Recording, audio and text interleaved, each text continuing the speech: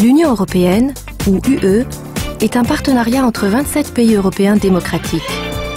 L'UE promeut la paix, la prospérité et la liberté pour ses 500 millions de citoyens. Elle répond aux défis actuels de la mondialisation.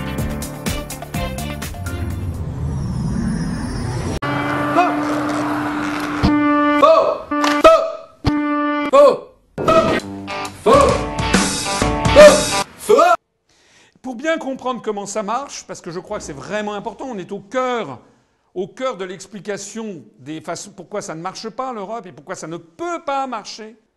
Eh bien, il suffit de prendre cet exemple d'un grand ensemble de 27 copropriétaires. Plus il y a de monde, plus les intérêts contradictoires se multiplient et plus cela bloque toute décision. Les puissants de l'Europe se réunissent à huis clos. Si vous avez finalement un qui dit non, et il y a un spécialiste à l'autre côté de la Manche qui dit souvent non, toute chose bloque. On voit donc que dans ces conditions où personne n'est d'accord, eh bien, il y a nécessité de mettre tout le monde d'accord. C'est le syndic extérieur à l'immeuble qui doit tout trancher et qui va décider de tout. Alors si vous avez bien compris ça, à la limite, je pourrais arrêter ma conférence parce que vous avez compris le piège de la construction européenne. La France, elle veut une Europe qui s'oppose à l'hégémonie américaine. La France, elle veut une Europe qui coopère avec les pays en voie de développement du Sud. Ça, c'est ce que veut la France. Et beaucoup de Français se disent « moi, c'est ça que l'Europe que je veux ». Ils disent presque tous. D'ailleurs, vous avez tous les responsables politiques qui viennent vous dire « moi, je veux une Europe sociale. Moi, je veux une Europe qui fasse contrepoids aux États-Unis ». Ça, c'est tout ce qu'ils viennent vous dire à vous. Mais c'est pas à vous qui devrez dire ça. Ce sont aux autres peuples. Mais les autres peuples, eux, veulent tout à fait différemment. Mais on ne peut pas extrapoler les problèmes de chacun des pays à d'autres. C'est comme si moi, en étant espagnol, je dirais bon, toute l'Europe a un problème avec le secteur immobilier. C'est pas vrai. Le problème immobilier, c'est l'espagnol. Le problème de la manque de compétitivité de certaines industries dans le marché extérieur, c'est un problème français. Au cœur de l'Europe, la politique passe après l'économie. Les lois de Bruxelles sont implacables.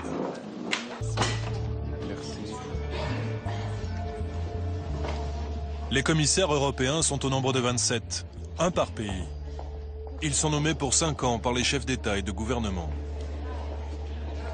Au fil des crises, les États européens ont transféré de plus en plus de pouvoir à ces commissaires. Sur le contrôle des budgets nationaux tout d'abord, mais aussi sur la conception de nouvelles lois. Les commissaires européens, ces super ministres anonymes, sont devenus les puissants de l'Europe. Invité dans une annexe de l'Assemblée nationale par les députés français, Reding est venu évoquer les méthodes de contrôle de nos finances publiques. La commissaire européenne va être très claire. Selon elle, si l'Europe veut exister et sortir de la crise, les nations doivent obéir à Bruxelles. Les nations doivent obéir à Bruxelles. Il faut lentement mais sûrement comprendre qu'il n'y a plus de politique intérieure nationale. Il n'y a plus que des politiques européennes qui sont partagées dans une souveraineté commune. Dans sa croisade pour défendre le Made in France, le ministre va devoir affronter Karel de Gucht, le commissaire européen au commerce. La Commission européenne dispose d'une compétence exclusive en matière de commerce. Les décisions prises par Karel de Gucht ont des conséquences directes sur les entreprises françaises. Pour beaucoup, ce flamand est l'incarnation du mal libéral qui sévit à Bruxelles et détruit des emplois. Le Made in France, est-ce que ça a encore du sens aujourd'hui, le Made in France? Non, non, non. Ce qui est erroné dans ce raisonnement, c'est de penser que c'est par cela, par une telle approche, qu'on va raviver l'industrie française. Non, on va le faire en augmentant la compétitivité de l'industrie française. C'est ce qu'il faut. Oui, c'est ce qu'il faut. Ce qu'il se passe, c'est que nous avons perdu tous les moyens pour protéger nos emplois. Il y a un article qui s'appelle l'article 63 du traité sur le fonctionnement de l'Union européenne qui interdit toute restriction aux échanges de capitaux, de marchandises et de services et donc qui notamment est le feu vert généralisé pour les délocalisations. Alors Monsieur Montebourg en est réduit à faire des moulinets, puisqu'il y a cet article 63 qui lui interdit d'interdire aux entreprises de délocaliser. On est sous surveillance en permanence, donc on n'ose plus rien faire. On est sous surveillance en permanence, donc on n'ose plus rien faire. Parce qu'on se dit, Bruxelles va nous tomber dessus. Bruxelles, vous savez, c'est la foudre jupitérienne des technocrates qui empêchent finalement les États d'agir, d'avancer. Les Américains, je vais vous dire, je vais vous parler de... Non, les Américains, vous savez ce qu'ils font?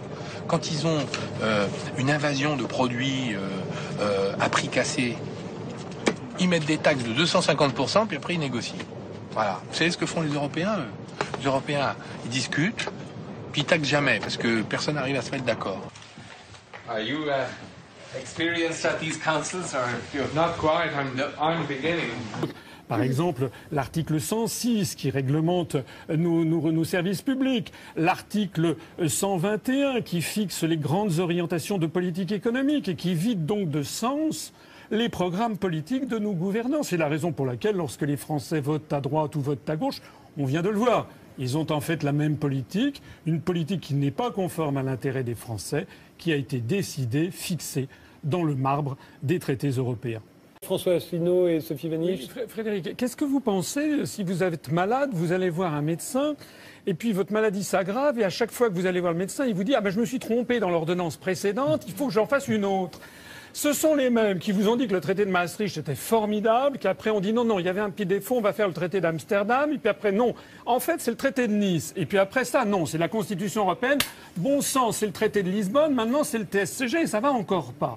Je voudrais dire, mais les choses sont graves, il y a dans les traités européens, dans le traité sur l'Union européenne, un article qui s'appelle l'article 50, qui permet à un État de sortir de l'Union européenne et de l'euro. C'est d'ailleurs la seule façon juridique et sereine d'en sortir. Oui, on ne peut pas vous virer. Voilà. Donc, on peut le... voilà. Alors, ce que nous disons à l'UPR, c'est que, puisque cet article existe, c'est qu'il est possible de sortir de ce bins. Et nous disons qu'en démocratie, il est normal que l'on puisse débattre de ce sujet.